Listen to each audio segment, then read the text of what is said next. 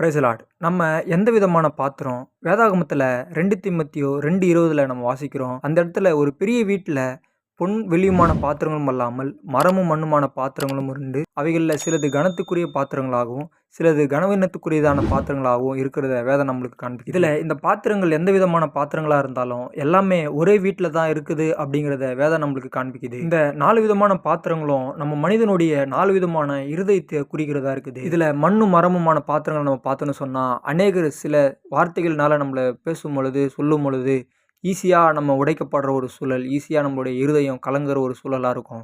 இவங்கள் எல்லாமே இந்த மண்ணும் மரமுமான பாத்திரங்களா இருக்கிறாங்க. இன்னும் சிலர் பார்த்தோன்னு சொன்னா பொன் வெள்ளியுமான இருதயத்தை உடையவங்களா இருப்பாங்க. அதாவது அவர்கள அடிக்கடிக்கு சிலர் உபயோகப்படுத்திக்கிற சூழலும் இருக்கும்.